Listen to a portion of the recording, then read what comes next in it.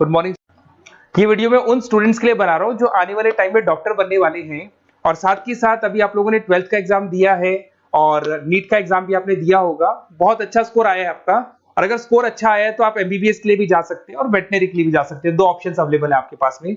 अब देखिए इसके अंदर जो डॉग लवर्स हैं या फिर अपन बोल सकते हैं जो एनिमल लवर्स हैं, इसमें सारे एनिमल्स कवर होते हैं, वो लोग इस वेटनरी वाले ऑप्शन को चूज कर सकते हैं। बहुत अच्छा ऑप्शन है, इसमें बहुत अच्छी अच्छी कैरियर अपॉर्चुनिटीज मिलेगी, बहुत अच्छा पैकेज मिलेगा और फ्यूचर ग्रोथ बहुत अच्छा है इसके अंदर। अभी अपन लोग डिस्कस करने वाले हैं veterinary, what is veterinary doctor, veterinary doctor क्या करता है, कैरियर अपॉर्चुनिटीज क्या क्या मिलेंगी इसमें, सैलरी क्या मिलेगा इसके अंदर, इंडिया में क्या सैलरी है और अब्रॉड में क्या सैलरी मिलेगा आपको, गवर्नमेंट कॉलेजेस क्या चार्ज करते हैं फीस, प्राइवेट कॉलेज क्या चार्ज करते हैं, पूरा डिटेल में डिस्कस करेंगे। कहां एडमिशन लेना चाहिए, कितनी फीस पे लेना चाहिए, स्कॉलरशिप कितना मिलेगा, कम से कम बजट में कौन सा कॉलेज मिलेगा, इसको अपन बिल्कुल डिटेल में डिस्कस करने वाले हैं। चलो शुरू करते हैं।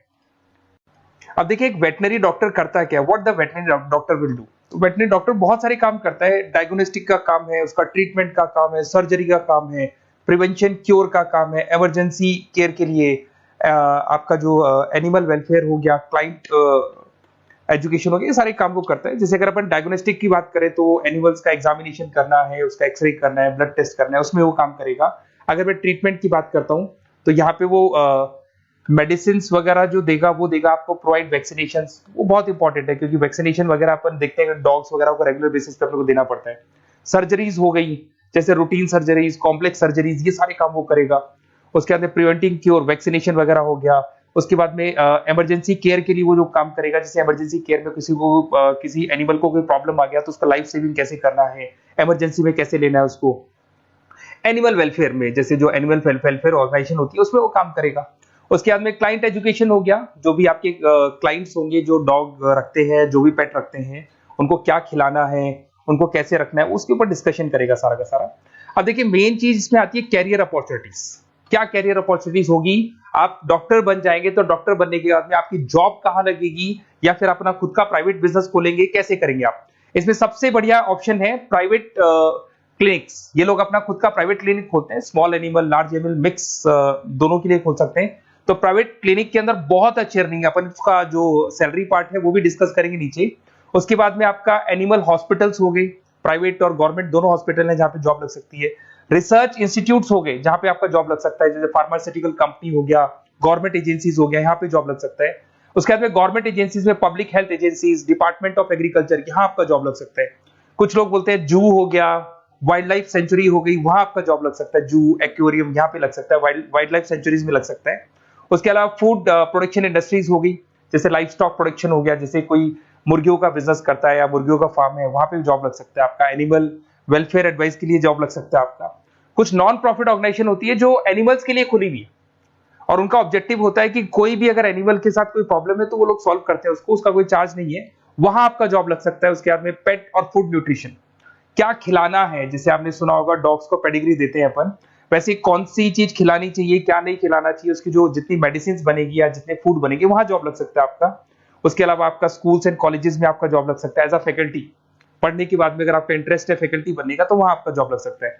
कंसल्टेंसी फर्म्स हो गया, animal health consultancy, food safety consultancy, यहाँ आपका जॉब लग सकता है। देखो ये सारे ऑप्शंस है। उसके अलावा सैलरी पैकेज देखो, अभी मैं जो सैलरी पैकेज की बात कर रहा हूँ इंडिया की बात कर रहा हूँ, अपना जो होम कंट्री इंडिया इसकी बात कर रहा हूँ। फिर अपन सैलरी पैकेज की बात करेंगे, वो अब्रॉड की बात करेंगे। तो सब में अगर आप देखें तो ऑन एन एवरेज ये मान के चले कि आपका 5 लाख से 10 लाख तक का एवरेज जा रहा है पैकेज। अगर प्राइवेट क्लिनिक भी आप खोलते हैं, गवर्नमेंट सर्विस भी करते हैं ना, तो आप ये मान के चले कि आपका पैकेज 5 से 10 के बीच में जाएगा। उसके बाद रिसर्च इंस्टीट्यूट में भी यही मिलेगा आपको, जूस वगैरह के अंदर आपका यही 5 से 10 लाख के बीच में मिलेगा। फूड प्रोडक्शन इंडस्ट्रीज है, नॉन प्रॉफिट ऑर्गेनाइजेशन है, तो ऑन एन एवरेज ये मान के चलो 5 लाख टू 10 लाख। तो एज अ फ्रेशर आपको एक्सपीरियंस हो जाएगा तो पैकेज बढ़ जाएगा, कंसल्टेंसी फर्म से यहाँ लग सकते हैं। बट अगर आप अब्रॉड का प्लान कर रहे हो ना, तो अब्रॉड के अंदर तो ये मान के चलो कि आपका जो सैलरी है उसके अंदर बहुत जबरदस्त मल्टीपल इंक्रीमेंट होने वाले हैं। अगर आप अब्रॉड का प्लान कर रहे हैं, अगर यूएस में अगर आपका जॉब लगता है तो ये मान के चले ऑन एन एवरेज $1 लाख है एनुअली। तो अगर $1 लाख का मतलब मान के चले तो 83 या 80 रुपीज राउंड फिगर में मानोगे तो भी 80 लाख रुपए आपको मिले। तो इसके अंदर एक बहुत अच्छा ऑप्शन है कि आप एज अ डॉक्टर बन के अब्रॉड भी जा सकते हैं। कुछ लोग हैं जो नहीं जाना चाहते बट कुछ जाना चाहते हैं तो वो जा सकते हैं, इसमें अब्रॉड भी जा सकते हैं। उसमें यूएस है, यूके है, ऑस्ट्रेलिया है, कनाडा है, जर्मनी है, बाकी और बहुत सारी कंट्रीज है जहां पे बहुत अच्छे अच्छे जॉब लगेंगे। ऑन एवरेज मान के चलो 80 लाख, 70-80 लाख रुपए आपको साल के मिल जाएंगे। ये सारे ऑप्शंस हैं। अब मेन चीज पे आते हैं। देखो सीधी सी बात है, अगर इसको करना है तो उसको करने के लिए नीट में स्कोर कितना चाहिए, गवर्नमेंट कॉलेज क्या मांगेगा, प्राइवेट कॉलेज क्या मांगेगा। अगर मैं गवर्नमेंट कॉलेज की बात करता हूं तो नीट में मिनिमम 450 का मार्क्स चाहिए आप। अगर नीट में 450 मार्क्स नहीं है, प्लस आपका 12th में 50% कंपल्सरी है, फिजिक्स, केमिस्ट्री, बायो से होना चाहिए, 50% होना चाहिए, और साथ के साथ नीट के अंदर 450 मार्क्स चाहिए। 5.5 साल का कोर्स है। गवर्नमेंट कॉलेज में अगर आपको मिल जाता है तो सबसे फर्स्ट ऑप्शन यही रखेंगे आप। यहां पर आपका 2 लाख रुपए फीस मान के चलो तो 8 लाख रुपए में आप ये मान लो 8-10 लाख के अंदर अंदर, मतलब मैक्सिमम 10 लाख का खर्चा मान के चलो, इसके अंदर अंदर आपका कंप्लीट कोर्स हो जाएगा अगर गवर्नमेंट कॉलेज मिलता है। बट अगर आपका स्कोर कम है तो मैं आपको एडवाइस करूंगा गो फॉर प्राइवेट कॉलेज, क्योंकि आगे स्कोप बहुत अच्छा है कि वापस जब आप कहीं अब्रॉड जाते हैं या फिर कहीं और जॉब करेंगे तो निकल जाता है सारा पैसा, कोई दिक्कत नहीं है। प्राइवेट कॉलेज के अंदर नीट अपीयर चाहिए। अगर आपका स्कोर कम भी है तो भी चलेगा, नीट अपीयर है तो भी चलेगा। साथ ही साथ अगर यहाँ पे ड्यूरेशन देखें तो वही कॉमन रहेगा।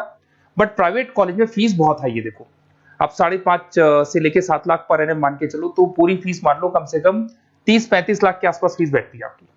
अब इसमें हॉस्टल भी इंक्लूड नहीं है, हॉस्टल का अलग से चार्जेस लगने वाला है आपका। अब मैं जो आपको बताने वाला हूं उसको ध्यान से सुनना। प्राइवेट कॉलेज में बहुत सारे कॉलेजेस हैं जो लोग स्कॉलरशिप पे एडमिशन लेते हैं, बच्चों को पता ही नहीं उन कॉलेज के बारे में। वहां पर हॉस्टल भी इंक्लूड हो जाएगा, स्कॉलरशिप भी मिल जाएगा, और बहुत मिनिमम फीस में आपका एडमिशन हो जाएगा। इतना फीस आपका लगेगा ही नहीं, आप ये मान के चलो।